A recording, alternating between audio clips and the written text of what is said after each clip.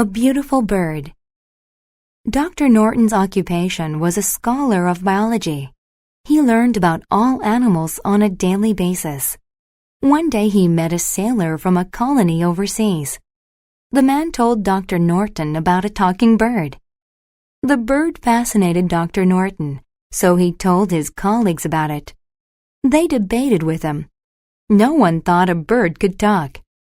He tried to persuade them, but they laughed at him. Nevertheless, Dr. Norton believed the bird was real. His new mission was to find it. He wanted factual proof. The next day he departed for the colony. The sailor he had met told him to look for a man named Jai, who would be able to help him in his search. After a month of sailing, Dr. Norton finally reached the colony where he met Jai. "I can take you to where it lives. It lives by the volcano," Jai said. They left the next day. A week later, they arrived at the volcano. Every day they walked around and looked for the bird, but they couldn't find it. After 1 month, Dr. Norton could not find the bird, and this depressed him. He decided to go home. On the route back, he walked past some old ruins. He heard someone say hello. "Who are you?" he asked. Dr. Norton looked up and saw a bird. Dr. Norton put the talking bird into a cage. Then he returned home. He had made a significant discovery.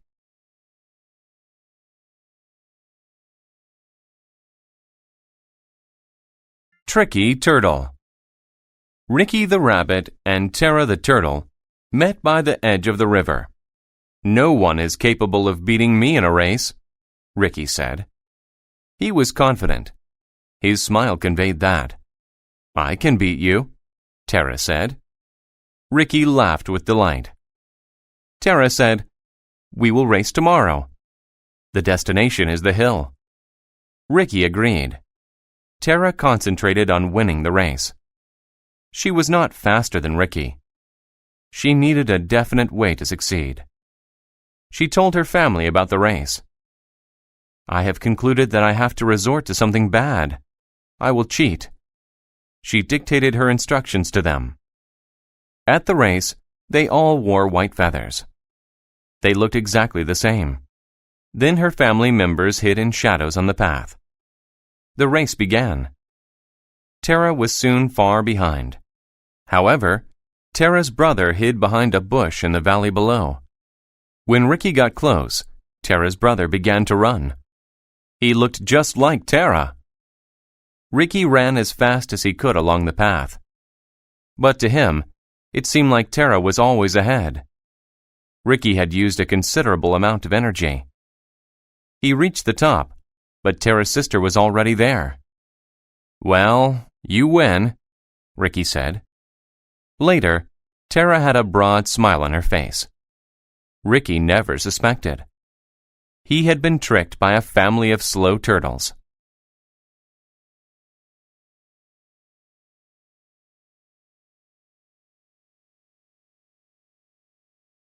The Tale of Bartleby O'Boyle. Long ago, there was a clever man by the name of Bartleby O'Boyle. As a boy, he was kept as a slave by the royal family. He saw other children play, but he always had to work. This frustrated him very much, but he was not stupid, and he wanted to change things. Then one day there was a struggle for authority in the kingdom. There was a division of the people, and one group fought against another group to see which would govern the kingdom. There was disorder in the kingdom. Bartleby ran away. He saw much fighting and destruction. Many people had nothing to eat. Bartleby decided to aid them. He would help them get food. But how? Bartleby went to the capital to find an answer. There, he met a man named Gilliam. A group of men attempted to hurt Gilliam. Bartleby defended him. Then he gave Gilliam some food to relieve his hunger. After that, the two became friends. They took food from the rich and gave it to the poor. Soon, other people cooperated with them. Working together enabled them to take more food. But they only took food from people who had plenty, and they always gave it to those who had none. Because of this, Bartleby gained a reputation across the kingdom. Even today, many people admire him for helping the poor.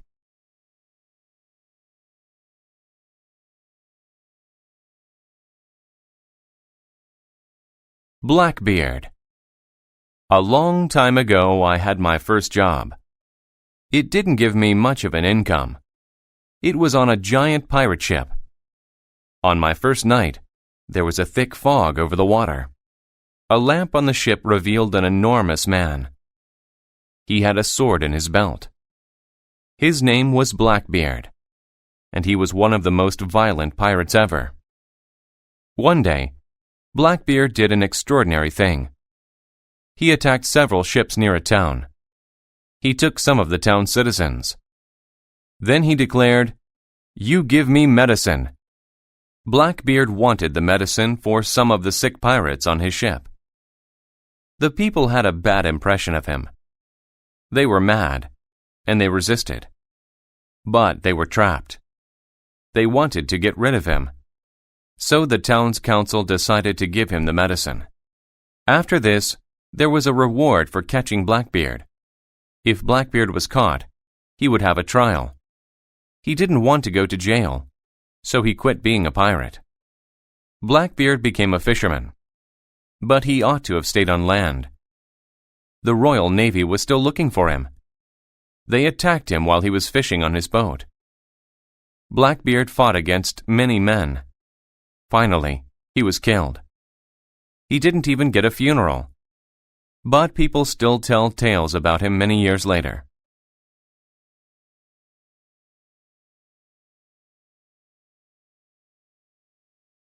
Dinosaur drawings. It was the worst morning ever. When Carl woke up, he realized that he didn't do his astronomy and chemistry homework. Also, the forecast called for rain, and that would affect baseball practice. Suddenly, his mother yelled, "Take out the garbage right now!" When Carl returned from taking the garbage outside, he was all wet. "What a terrible day," he said. He walked to class. He put his umbrella on the shelf and sat in the third row. But the teacher asked why Carl's umbrella was on the floor. He told her not to blame him, but she sent him to the principal out of spite. Next, he took a geography test. Despite studying, Carl didn't know the answers. He started drawing lightly on his paper. Carl drew a huge dinosaur. What if it were real? He saw it in his mind. Carl's class said he was a genius for having a dinosaur. It could interfere with math class too. Soon, Carl's fame spread through school. He taught his dinosaur to be very gentle and put it on exhibit. But admission would only be given to those classmates who paid him a fee. His idea was super. "It's time to turn in your tests," the teacher said. Carl looked at his paper. As he was dreaming in class, he hadn't finished the test.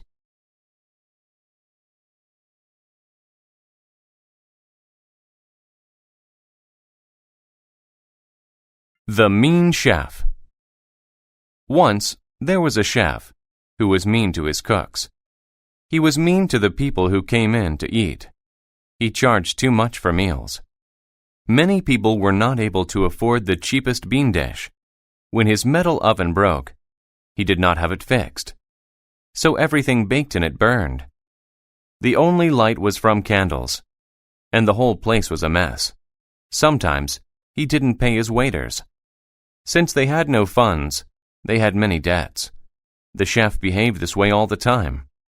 He monitored the cooks and yelled if they did not do things his way.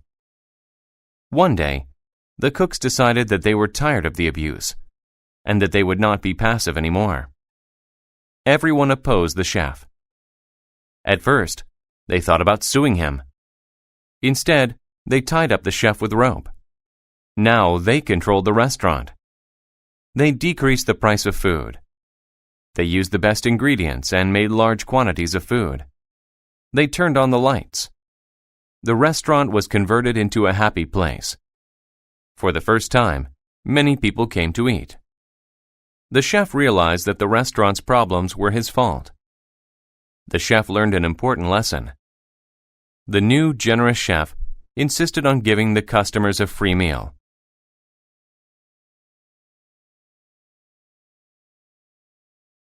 The Cat and the Fox. One day, a cat hiked on a mountain. When he reached the peak, he met a fox. They began talking about how they get away from their enemies. "I am very smart. I have billions of ideas. I can carve a tiny hole in a tree and then climb in," the fox said. He added, "I have a lot of friends. If I am in trouble, I can call them to lend their help. I can escape an entire army if I have to." Then the fox asked, "What are your potential plans?" The cat said, "I have only one plan." The fox said, "I hope you have good fortune then. Do you want me to be your tutor? I can teach you many things." The cat said, "I guarantee that my plan works every time. We can quit talking about it." Soon, they saw a group of wolves. It was an emergency. The cat quickly used her plan. She ran up a tree.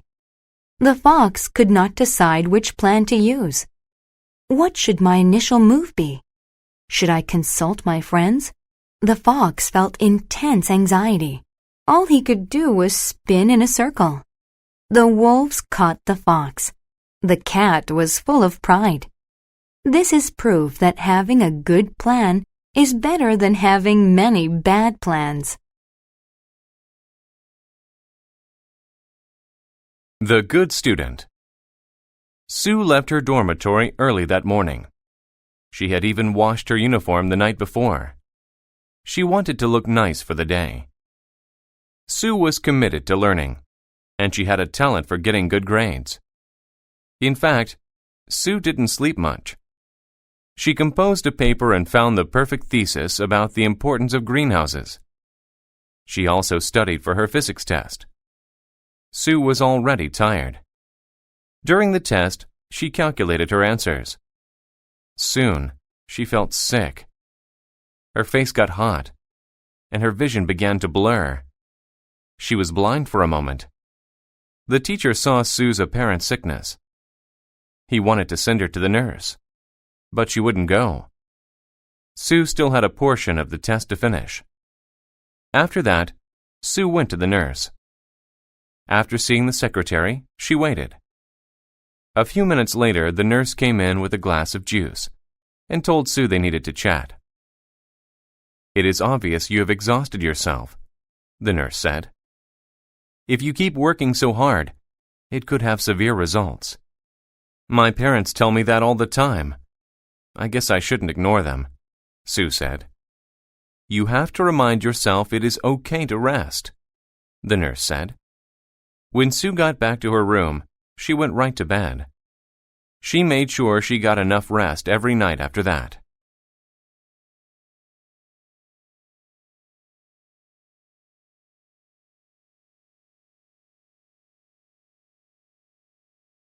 The Lucky Knife. I've devoted my life to studying past generations. Last year, I had a unique chance to work with my uncle. Our job was to find old treasures for a school's history foundation. He also hired a crew of students. They signed a contract to work with him. He was the boss. The place was strange, though. I dined on many things that I had never tasted before. They had an unusual flavor. We had been there about a month and hadn't found anything. One day, I began to dig in the soil. The ground's layers got wetter. Soon, I was digging in the mud. My shovel began to get very heavy. It felt like it had doubled in weight because the ground had absorbed a lot of water. Finally, I saw something in the mud. It was an old knife. The handle felt smooth in my hand. I elevated it so I could see it better. There was writing on it. "It says it will bring good luck," my uncle said with a smile. "Why don't you keep it?" I put it in my tent. The next day, we found many more things. There were pots, jewelry, and weapons. My uncle donated all of the things to a special committee. Many newspapers wrote stories about it. It seemed the knife really did bring good luck.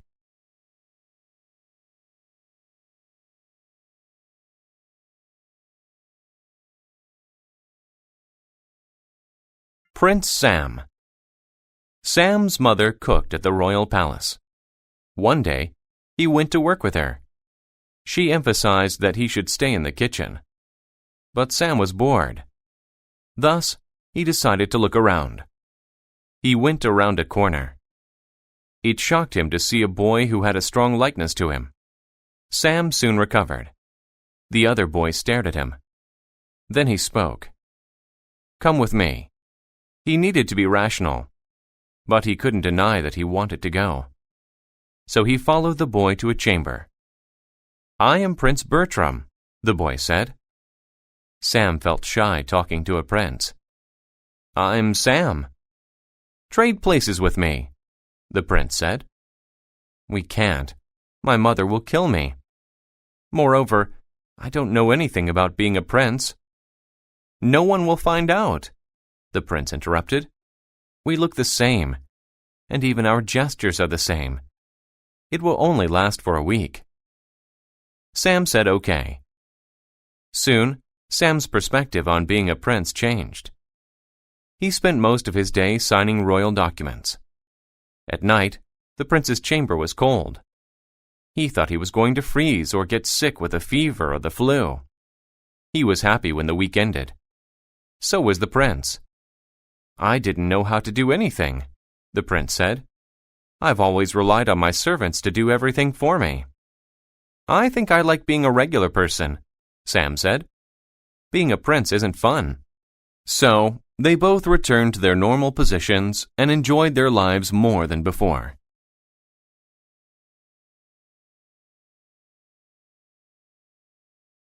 Henry Ford's famous car. My name is Henry Ford, and I invented a car called the Model T. I used to watch carriages on the streets. They fascinated me. Then I got a job as a junior mechanic. My father criticized me. He wanted me to run the farm, but I did not shift my plans. Then I worked for the Detroit Auto Company, but I wanted to make cars using less labor. That way there would be fewer expenses. I started the Ford Motor Company in 1903. At first, the company did not do well, but many people were betting on my success. I also had a sincere aim to make a car that anybody could buy. Then, in 1908, I introduced the Model T in a formal ceremony. It confirmed that I was right. It was possible to build a car my way. The Model T differed from other vehicles. Workers could attach different parts for cars or trucks. This saved time. One Model T could be put together in 93 minutes. All of them had the same classic design. They were all the same size and height. The prime reason for doing this was to save money. Over 19 years, I sold over 15 million Model Ts. This sent a signal to other companies. People would buy cars to commute to work if the price was low enough.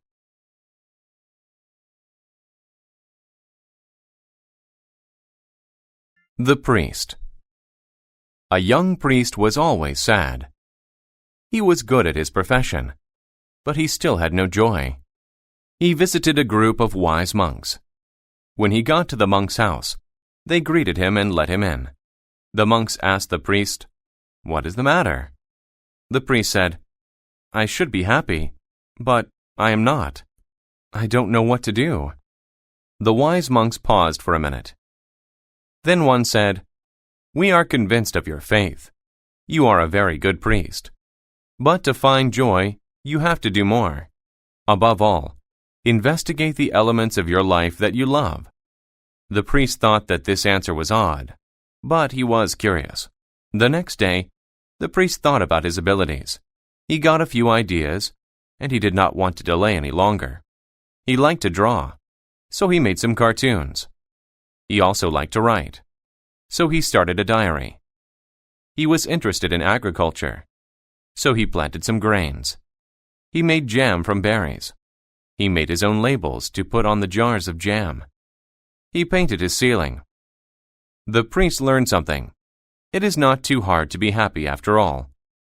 All one has to do is find things they like doing and do them.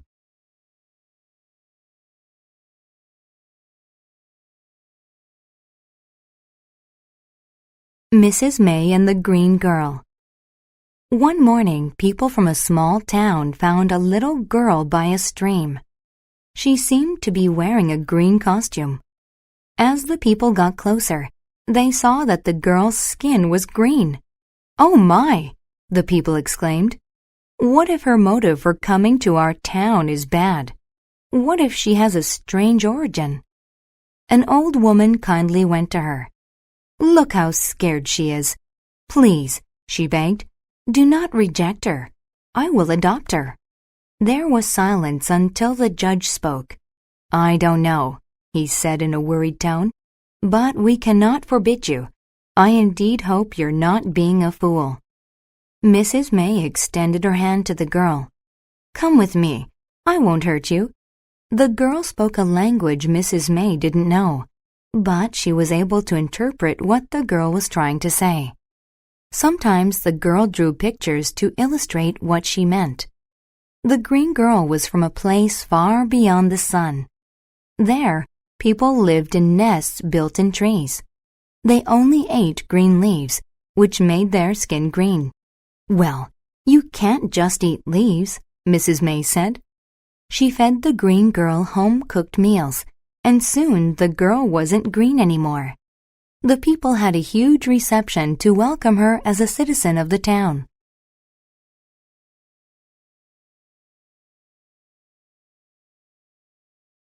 Albert Einstein. My name is Albert Einstein. Many people know about the great things I've accomplished. But I had many barriers before I became famous. I was born in Germany. When I was in elementary school, I already knew about math and statistics. When I was a boy, I pretended to be a great scientist. I loved school, but my life at home was hard. My father lost his job, so my family lived in poverty. We could not pay the rent in Germany. We became immigrants and went to Italy. I finished high school and went to college in Switzerland. After college, I began writing about science. I did not reach success in an instant, though. At first, other scientists did not approve of my work. They thought I was a failure. Rising to the rank of an admired scientist was a gradual process. Soon, people started to notice that I was right. At last, I began to get some recognition. I showed how to find the approximate size of very big things, like stars. I also detected and explained the movement of very small things, like atoms. And for fun, I made a machine that could refrigerate food by inserting heat. I never retired. It was my duty to keep working. I overcame many hard times, and I will be remembered for my important works.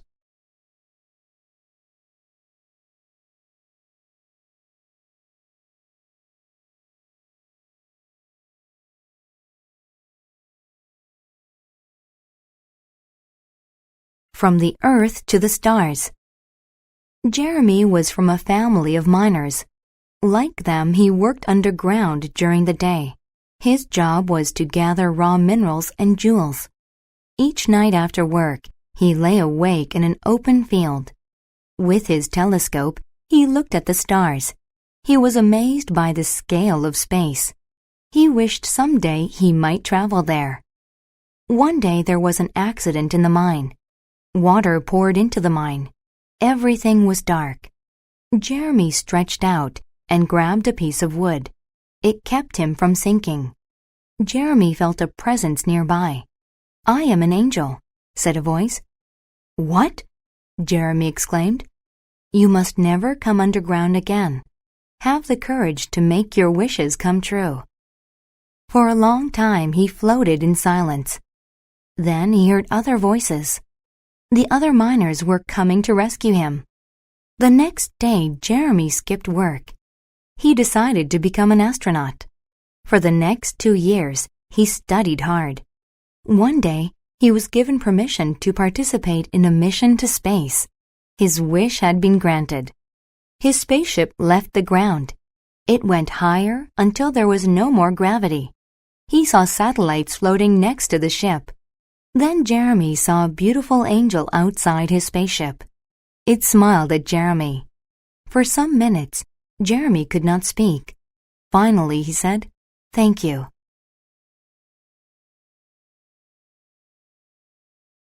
The Farm Festival.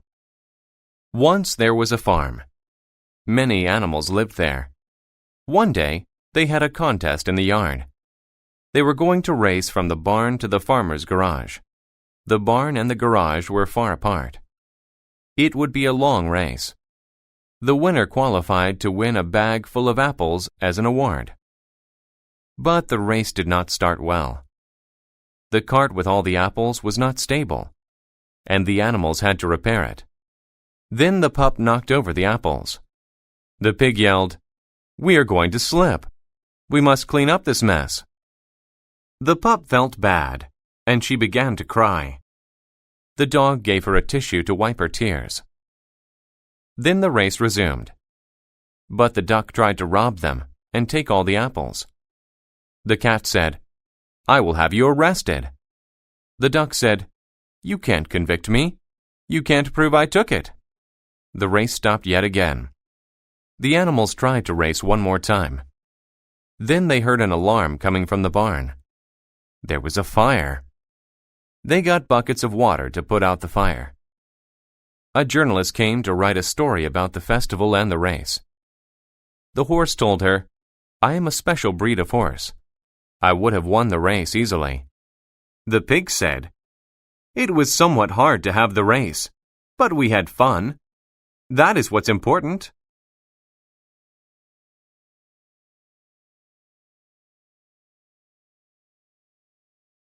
The Clever Thief. A new king inherited a lot of gold. He loved his gold very much. He even wanted to keep it after he died. Therefore, he had a large tomb built for himself and his riches. However, the tomb's builder had a plan. Most of the stones were solid, but he put one special stone on the roof. It was made of a lighter substance. When the tomb was done, the king moved in his stock of gold. One night, the builder went to the tomb. His excitement mounted. Because all the stones looked alike, he had left a distinct mark on the artificial block. The mark helped him distinguish the difference in the architecture. The builder lifted the stone. Using a chain, he climbed into the tomb. He filled his pockets with gold. The builder followed this manner night after night. Soon, the king noticed a shortage in his gold. This annoyed the king. At last he hired a guard to hide inside the tomb. When the builder entered the tomb, the guard wounded him. He climbed a pole to the roof. The builder left drops of blood in the dust. The guard followed them and caught him. When the builder healed, he explained to the king that he didn't keep any of the gold. He had given it all away to the poor.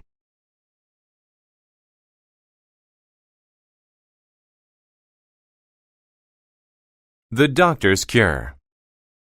James Fry was a fantastic doctor. His surgeries helped many disabled people overcome their injuries. He also wrote for a popular medical journal. James was very busy. His son Steve rarely saw him. One day, James was walking and inspecting a patient's file. There was water all over the floor. James slipped on the liquid and fell. He fell on a broken glass tube. He was hurt. Steve came to visit him in the hospital. James said, "It will be tough for me to stay in bed." but I can hardly bend my legs." "Then let's watch a movie," Steve said. It made them laugh together. Steve said, "I have to leave, but here's some fiction to read." James started to recall fun parts of life. He marveled at small things, like food. He was too busy to notice them before. "Steve," he said, "you get more nutrients when you chew slowly. But I think it makes food taste better, too." Weeks later, James said, "Steve, I haven't spent enough time with you. I regret this. Even my soul feels better when you visit. But I have spent sufficient time here. We should go home." Outside there was a warm breeze. James watched a flag blow. Finally, James said, "I'm not ready to work. I'm going to take a long bath, and then we'll watch a movie together."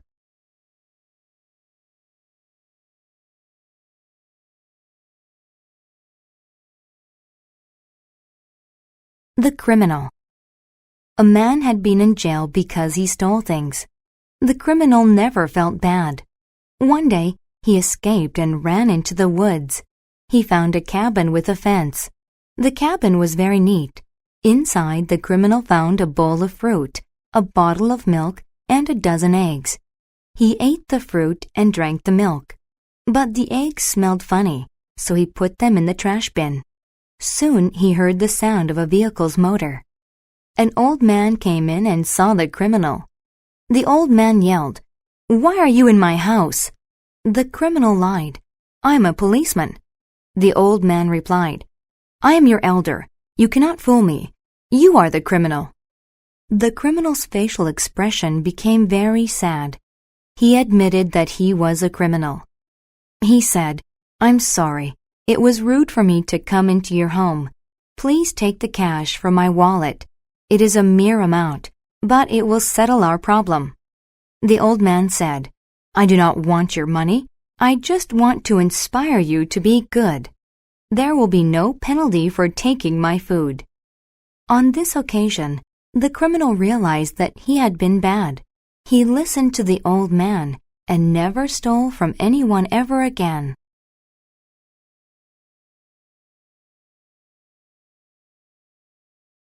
The Two Captains.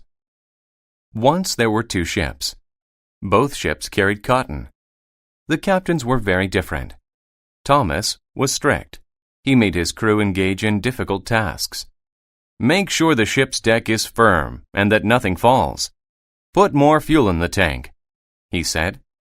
His ship was very plain, but he never had a problem with it.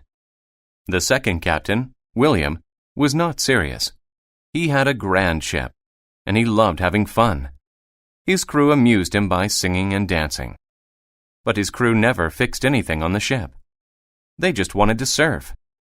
One day, Thomas saw a hurricane ahead. He knew that his ship needed to turn around, but he was sure William did not see the storm. He adjusted the dials on the radio and called his friend. Thomas said, "You'll hit the reef. It's made completely of coral. Turn around to ensure that you do not crash." William said, "We will go under the deck and shut the door. We will dance and sing until we are past the danger zone." When William's ship got to the hurricane, the wind blew it into the reef.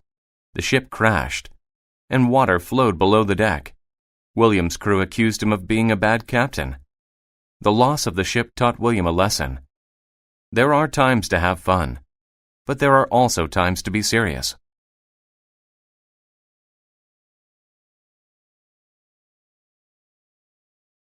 The Duke and the Minister. A mean duke grew tobacco, and his cardinal rule was to always keep the plants healthy. The duke's top minister was his twin brother. They closely resembled each other. One day, the tobacco plants started to die. He hired men to watch the fields. Soon, the men brought a woman to him and said, "We captured a witch." The duke asked, "How do you know?" "She sang magic words. I can't pronounce them. She has cursed us." "The death of the plants is a symptom of her curse," the men said. "I am just an ordinary woman. I was singing a song in a different language," the woman protested. The Duke didn't listen. "You are guilty. You will go to jail." The minister thought that she was innocent. He needed to expose the truth. He asked the Duke to loan him one of his plants. He looked at it closely. He saw hundreds of small bugs eating it. Then the minister went to the jail and did something bold. "Let this woman go," he said. The guards thought he was the Duke. They let her go. The minister said, "I owe you an apology." "Thank you. I thought my stay in jail was permanent," the woman answered. The minister thought the Duke would punish him, but he didn't. The Duke was too busy trying to preserve his plants.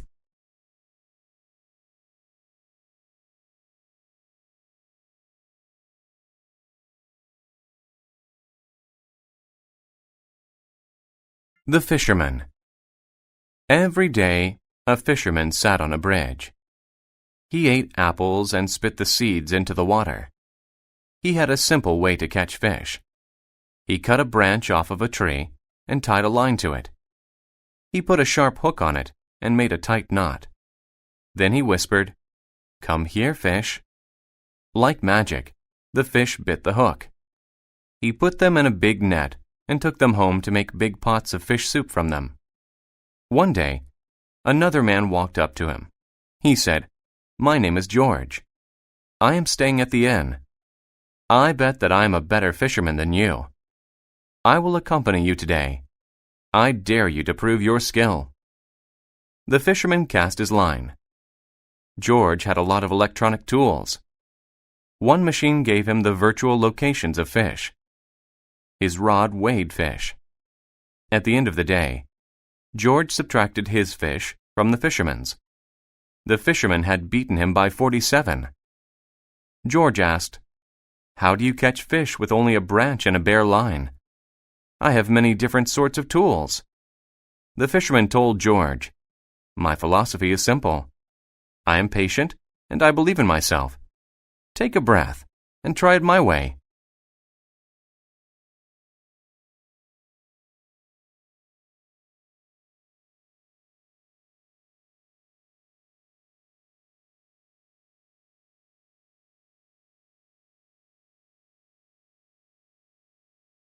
Osiris and the Nile. Long ago, Osiris was the king of Egypt, and Isis was the queen. They ruled the fertile land by the Nile River.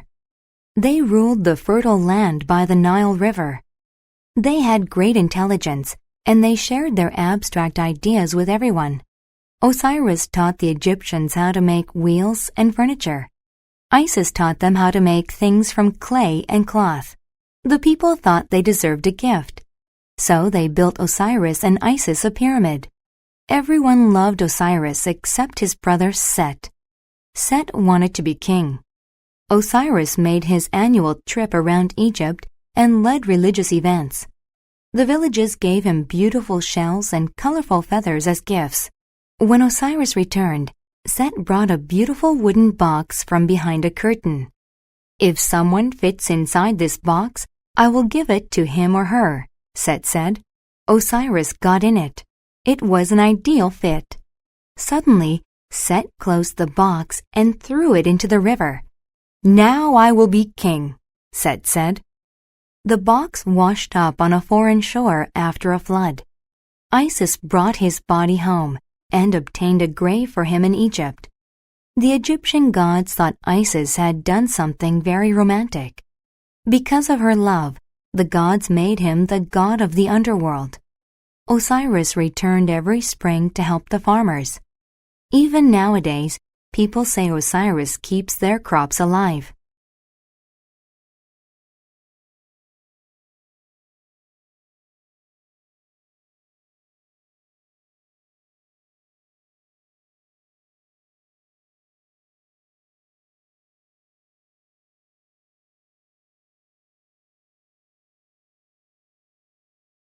The taxi driver. Peter's job was driving a taxi downtown. He made a small salary. But he liked his job because it wasn't dull. Every day he saw new things that appealed to him. Peter was practical about the future. Maybe I can get a scholarship to college, he thought. I could learn mathematical formulas and get a job at a bank. I could help clients invest their money. Peter stopped to pick up a passenger. Where to? He asked. Go to the 4th Street Bank, and don't talk to me. I've had a rough day, the man said. Peter was angry, but he had a peaceful philosophy. When they stopped, the man's fare came to $10.25. He put his hands in his pockets. I can't find my wallet, he said. I can't pay the fare. Peter said, maybe I'll give you a temporary loan. You can borrow $10.25 from me. The man was embarrassed, saying, I was mean to you, but now I want to help you. I founded this bank. I want to give you $1,000. That much money was like a treasure to Peter. The man urged him to take the money, but he didn't. You're an honest person, the man said. I assumed you would take it. I want you to work for me. The next day, Peter started his job at the bank. He was happy to be done with his former job.